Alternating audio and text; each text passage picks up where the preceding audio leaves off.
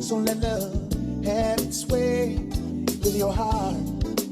Well, are you serious right now? Thumbing through some racks, looking Mr. Love call, let me check it now. Said she on the 6, I told her call me, I'm off 7 Mile. Baddies with me linking up, probably want me settled down. My guy. Yeah, what's the deal? I love them shorts. I was just looking at them too. Appreciate you, my boy. I appreciate you. In this mud. Man. Yes, sir. Why you on here? Oh, introduce yourself. What's the deal? My name's Dante, aka Completed. I'm a DJ, photographer, overall just creative. Appreciate you having me. Oh yeah, for sure. So you wear a lot of creative hats. Yeah. Photography. Yeah. DJing, and I put fashion too. Like, what started it all for you? So I guess what really started out is I've always been around some type of art. My family has always just having to go to the museums. I was always around a lot of art, just growing up in Detroit. Yeah. My family moved to California, San Diego, like early on, so I felt like I always was around something very vibrant. So I feel like it's just like a part of me. It's in me, you know what I mean? Just like you're in Detroit, like you do some type of hustle, you do some type of grind, and you know, being an artist is that too. So, you know, but I think it really started for me was I never really felt like I wasn't really that great at writing. I wasn't really great at like drawing or anything like that. My family is amazing, like artists. Like my dad used to be able to draw so well, same with my aunt and uncle. And so when I got into high school, well, almost not even high school, I was in 8th grade. I had like grabbed my, I went to California. I had just used my grandpa's camera. Yeah. And man, like I took that and I already was starting to do like a little bit of design work. So I kind of knew how to use Photoshop already. So I just took that and then really just ran with it, you know.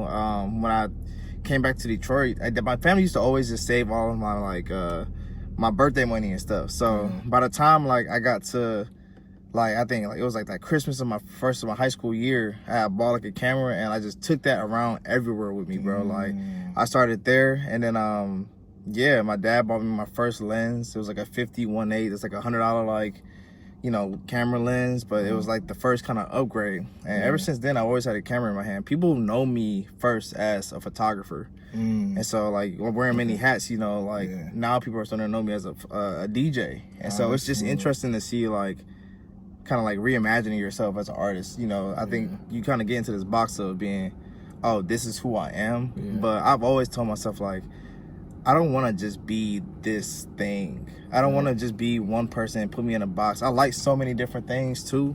So I feel like it would be doing myself a disservice to like, just be, all right, I'm a photographer, that's what I'm gonna be for my whole life. Because I get bored. I get really bored, you know, and I feel like I like to master things, a lot of different things too. And I like to just see what the world has to offer in general. But I think right now, DJing and photography is really just like the two main things that I'm just kind of like sticking with. Yeah. That's smooth. So what's something, well, you just took out like 2 questions. But what's something people assume about your lifestyle that's like completely off? Like as an artist? You know, I think because I am such a people person that people always think that like I'm always happy. That's like, I mean, I think that's kind of like a lot of people, but I think I just deal with stress very well. But yeah, I feel like, you know, everybody's human, you know what I mean? We go through all of our different things. We go through stress, depression, and everything, especially as an artist that is really in tune with what they want to do and what they are doing and their art in general. You know, like trying to push the boundaries of what you're trying to do is not an easy thing. But it's really that dedication that just keeps me going for real. But also too, I think a lot of times people think that like I'm just not, like I'm not busy, or I think a lot of times people think that I'm either a photographer or a DJ, so they don't think I'm doing one or the other things, but I'm doing both at the same time. That makes sense. So like I really don't have time for a lot of things because I work 9 to 5 at the city. Outside of work, I am a DJ and a photographer still, and I do, you know, I work for my boy's brand, Engineered by Dre, and I do pretty much all of his photography. And you know, it's hard balancing schedules because it's like, man, like city we still work on the weekends. DJ 10 to 2, sometimes in the daytime, you know, and sometimes like if it's a big gig, I'm gonna have to prep for that. So I'm listening to music all the time, you know what I mean? Like even while I'm at work, I'm listening to music all the time. I wake up, listen to music. and then still have to edit. You know, I got my own DJ series online. That takes hours of just watching videos, listening to mixes to make sure everything's good. And so, you know, it's not an easy thing to handle by any means too, especially when you're doing it at a higher level too. It's like it's even more stress because you have such a standard to withhold for yourself, but also to like for your clients and just for other people in general too. So yeah, it's not easy. That's crazy. That's not so easy. But once you do it for so long, it becomes a natural thing. You know, I think to me, a lot of people are getting into like doing like having like, I mean, a lot of people do have like a job and they freelance and stuff like that. That's not like an uncommon thing. But like doing all these different things at such high levels at the same time is hard. You know, I think there probably will be a point where it's like I kind of have to pick and choose like what I do. But I think right now it's balancing pretty well. Like everything's kind of at like a medium level. So it's like nothing's like, all right, I'm gonna take it there. But you know, I feel like everybody gets to a point where it's like, all right, what do you really want to do, and how, and are you gonna actually hone in on that? Like the longevity. So for, like photography focus, what draws you to like a certain like subject or setting, like when you shooting at that moment? It's really just a moment too. You know, I've done a lot of different styles of photography. I started out kind of more fashion, like street fashion type of deal, because that's why I was inspired by like a lot of New York street fashion stuff. Then I went on to do more like landscape and urban decay. That's what I was really big into, like getting out of high school. And then after that, I really got into portraiture and like more editorial lifestyle work. And so for me, it's like taking all those things that I've done and creating images that I feel like, you know, like as a photographer, you just driving by, you're like, oh, that's like a really dope shot. I think just seeing things like that is like, all right, I need to stop and take that. And then those are the moments that I really try to do. A lot of those mundane moments that are really dope that people can relate to, and or something that's a little bit more abstract and artsy that you just see from your artist's eye that nobody else would see is like something else that I just do. You know, I think taking advantage of those moments really can set you apart. And then also too, like when you're just creating as well, it's like trying to create something new that you not necessarily you haven't seen, but something that feels like you and the style that you've created over time. Dang, that's crazy. Yeah. So you work with like clients and stuff. I remember you talking like you traveled before with clients. Like, how do you balance staying true to like your style of shooting or like what you see versus what they want? Yeah, I mean, you know, I think to me that's like business for real. You know, when you before you do all of these things, like you don't just be like, all right, I'll pull up and I'm about to do this. Like, you know, you have tons of meetings. You be transparent. You know, when people, a lot of times when people have booked me, like bigger clients, you know, they'll have a whole deck ready, and a lot of my stuff will be on the deck too, which is like really, really nice because it's like, all right, they chose me and they were intentional about having me shoot this because of my style and because of what they've seen me do. So, you know, I think that's really dope. But sometimes it's like, you know, you want to step outside of that too. So it's like, you know, you bring your own kind of like flair to it each time, and you gotta make sure that it aligns with, you know, the client's vision. I like that.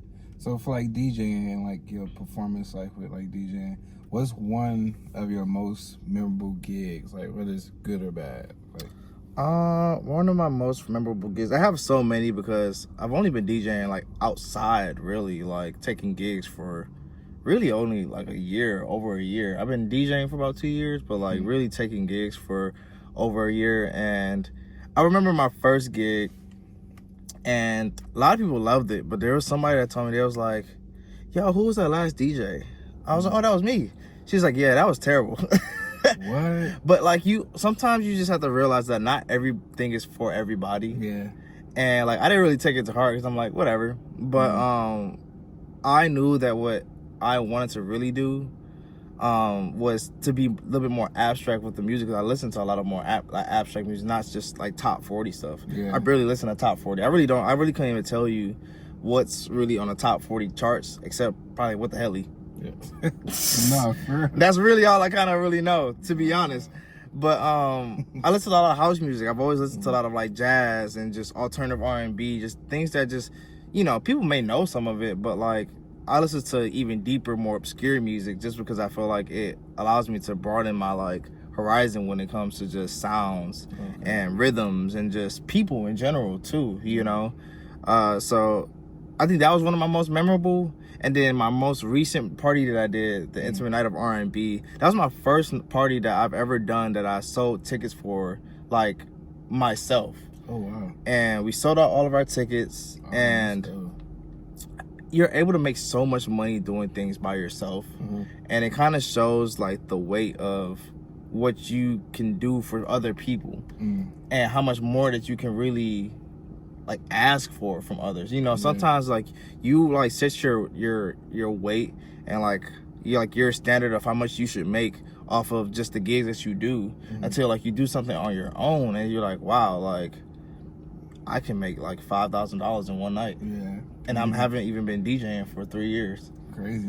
And it's like, you know, and you also can pay other people good wages. You know what I mean? And it's like, you might get paid for like, this is transparency, I don't really care, but you can get paid like $340 a gig for a gig that you've done, like you DJ for 4 hours. Yeah. And you got paid $400. You're having fun doing it probably. Yeah, but in the grand scheme of things, when you think about it, like you're on your feet for 4 hours. You're helping make this like establishment money. You bring in people. And so like for you to only get $400 and somebody makes $8,000 at the bar when they probably usually only make like $3,000, that's like something that you think about. And it's like, it's so much business to like being a DJ, because it's like, yeah, you really do bring the crowd. You really do bring people money. You activate the space. So it really just kind of like opened my eyes, like what I could ask, or even just what I could do in general on my own. And, you know, I really have been trying to build like a community behind the music that I play and the events that I do, because that's really kind of what it is. Like, if I could bring people everywhere with me, it's gonna be sustainable. But if I also can like do things in like in a fair way, you know, because I don't want to be charging. I mean, if maybe one day like I'll charge like $40 to get into a club or whatever, but I would want that to be so special though, if I'm gonna be charging that. And so I do want everything to still be fair for me and for the people that come, because I do want it to be an accessible like place to be. But I do also want to be able to pay the DJs that DJ with me and me to be able to make fair wages as well too. And I think sometimes it's a hard thing to like, even me, because like I don't really go to clubs if I gotta pay $20, but that's because I have a lot of experiences where I go out to like clubs and I don't really enjoy it. $20 enough, like worth, you know what I mean? And then on top of that, you have to pay to get drinks and all this other stuff too. But I feel like if I can offer an experience that people really do enjoy, like $20 worth of the night, on top of like getting drinks and everything, then I'm cool with that. You know what I mean? I feel good at my own heart. But I don't feel like every party I do needs to be trying to make buku money off of people. You know what I mean? Like it's like, you know, it's all business at the end of the day, but at the same time too, it's about being intentional with like the locations that you do, like what you play, how you play it. And I think a lot of times too, that goes over a lot of people's heads, because, you know, there's a lot of DJs that just do clubs just to do it. You know what I mean? And DJ just to do it. And I'm sure they like it too, but I'm sure there's people that aren't as intentional with the things that they do. So, you know, I think it's just it's interesting, man. It's an interesting place to be, but I think it's a great place to kind of work my way towards, because I feel like it's kind of in the right hands, right? And I have good intentions about it too, and I want to just keep growing and keep learning. So man, that's crazy. Yeah, I love that how you break it down. Yeah, bro, because it's like, it's so new to me. So like I feel like a lot of these thoughts are so fresh in my head too. I think about this like every day, about when I'm like just trying to figure out my own branding and like how I want to go about things. And like, you know, every new party I'm doing right now, it's like, are people gonna actually come out or not? Because like, you know, it's so much stuff going on, you know what I mean? And it's like, in Detroit, you compete a lot with just other parties, and not to say you're competing against each other, but like you got a party the same day. So it's like, is people gonna come out to your party that's lesser known? Like, what type of vibe are they? You know what I mean? It's like, you know, it's just, but I feel like every time I do it, it's like people show up, and it doesn't matter if like it's the biggest party ever, but I think to me it's like the vibe that people get and the lasting impression that people get from the music that I'm playing, the energy that's in the room. You know what I mean? I went to one and I enjoyed it myself. And man. I told you I had never been to Etori before. So, yeah, I love that place, bro. And you know, I think to me it's like I said, I think the places are very important too, like for the people's experience too, because you know, Etori isn't a club.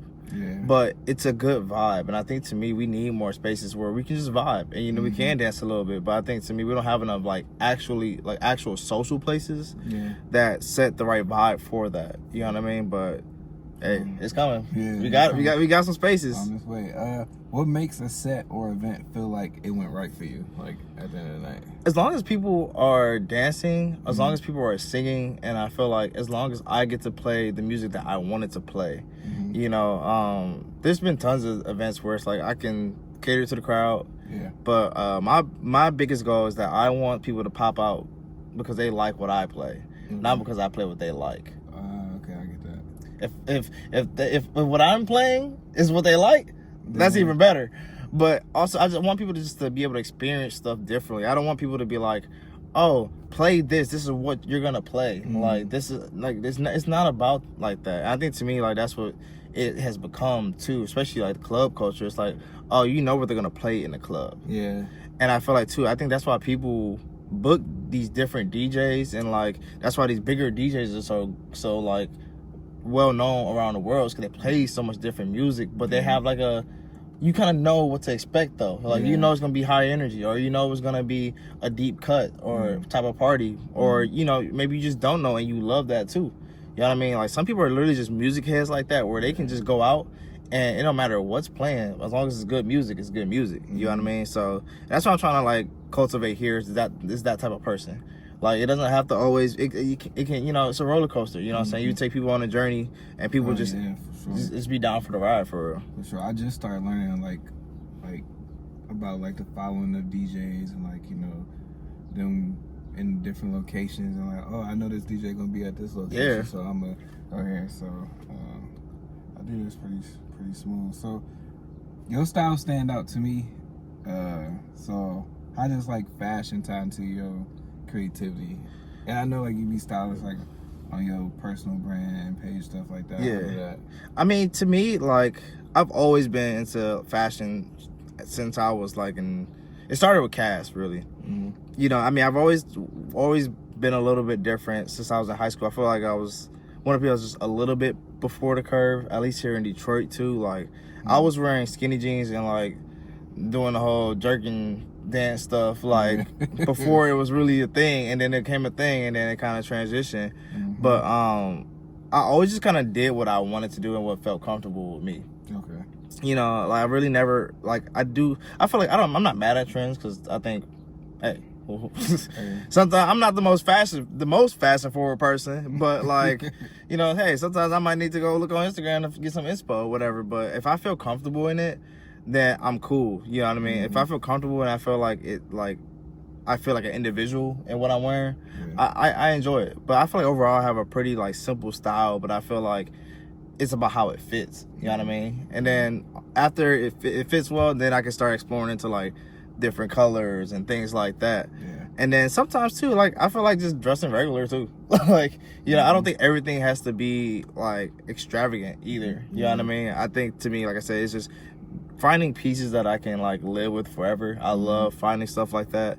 And then there's obviously times too where you find like these niche pieces that just pop. You know what I mean? So sometimes you need some of that little wow factor in your closet. So I love how you say pieces, because some people don't like understand like certain pieces can bring out the outfit. Yeah, some things are like certain garments that you just have forever too. You know what I mean? I'm a big like quality over quantity type of person. Like I have a pair of pants that I probably wear all the time. You guys see me wear them big green baggy pants all the time, but like they're just so comfortable and the quality is so good. You know what I mean? Like, bro, I literally wore that. I've worn that like I worn them needle pants, bro, like with like dressy stuff. I've worn that like dressed down. Like I could wear that with like a tank top. Like it's so many different ways you can really just style it. But it's just a great pair of pants. Like that's one thing I feel like people really don't really stick with, is like the pants part. Like that's like, bro, if you don't got some good pants, your whole outfit kind of boo boo. Your whole outfit kind of trash. I can't even lie. So it'd be like that. What's something you're still what's something you're still trying to prove to yourself? If you can think of something. I just really feel like, to me, like, especially I guess for photography, I don't really have anything I feel like I'm trying to prove. I feel like that is just one of those like that's just one of the things that I just do. Like it's always been like a part of me. So I don't have to. I feel like I don't have to prove to anybody anything. I feel like my life goal is to continue to better myself in all these different ways, not even just artistically, but just as a person. But I think one thing I'm trying to prove to myself, you know, honestly, just to like people in general too. Like, I think a lot of people didn't really think that like what I'm doing would be sustainable.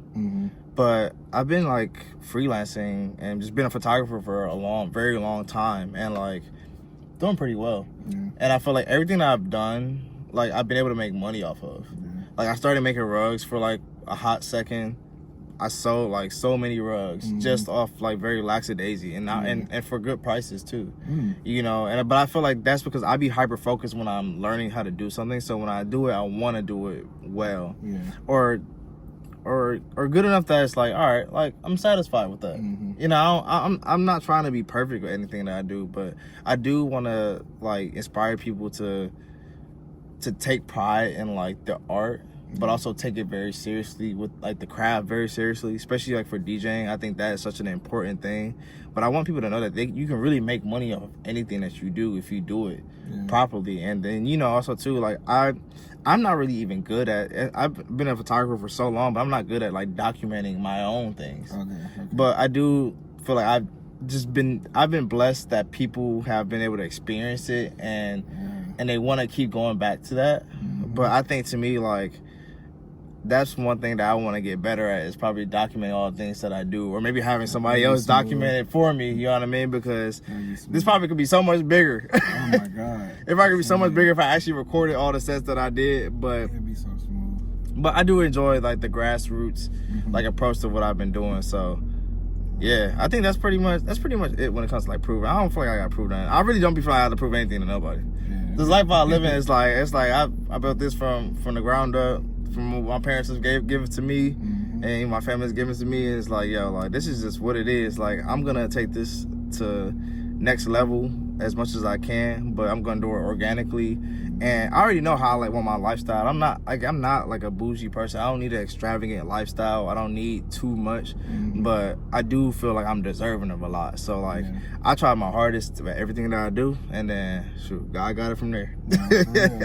So I got this one thing at the end. We done now. I want to encourage people to like, you know, speak their or manifest, you know, their future. So like, I just tell your future self something. Like for me, I want to have endorsements in like 1.5 years to be able to support the podcast, and I want to be able to touch people. Because the reason I do the podcast is I just wanted to do something that was just fun. I thought about music, and I added like on my social clips, but I had to think about YouTube be copywriting, so I really can't play the music as much. But I want to be able to hear people's story, so we can tell other people your story. Someone might be in photography or DJing. Somebody may have started it and let it go because they was, you know, not inspired enough. So like if they hear your story, they might be able to. Yeah, I be telling people all the time too, the hardest part is literally to start. I think that's the one thing I was always good at, was if I wanted to do it, I would invest the money in it and I would just do it. Even if I wasn't good at it for a long time, I'm a person that likes to figure it out. And I am very like, I'm a student to the game. Like I know I'm not gonna, if I know zero things about something, that's where I'm at. But I'm gonna learn something by the end of the day, and then the next day I'm gonna know more, and I'm gonna practice it, and I'm gonna put it into practice. And you know, it's just kind of one of those things, man. But I think too, like if I'm gonna manifest something, I do want to manifest being able to. I want to manifest being able to be self-sufficient when it comes to like all of my creative endeavors, and just be able to put other people on while still being able to like put money in my own pockets and opportunities in my own like, you know, life. And I think to me, like I just want to be able to create community behind all the creative things that I'm doing with my people, with new people, with like everywhere around the world, to be honest. You know, I love Detroit, but I feel like my life calling is to explore the world. Like, and I want to be able to give that to my family, to next generations of like artists in Detroit and everywhere around the world. And you know, just be able to share music for real. I think to me, like, I love music. If I could just be able to bring some Detroit swag to Japan, I'm like, I'll be down to do it. You know what I mean? And just be able to share, like, and break bread with just people is, like, I feel like my life calling. So, like, that's really what I'm manifesting, is to be able to create a platform that we're able to share and be ourselves, like, truly, without having to have to bash people or whatever, or not put down anybody. Like, it's just really just putting people on. Yeah. Oh man, that's smooth. I appreciate you. Hey, I appreciate you too, buddy. My God. So let love have its way with your heart. Are you serious right now? Love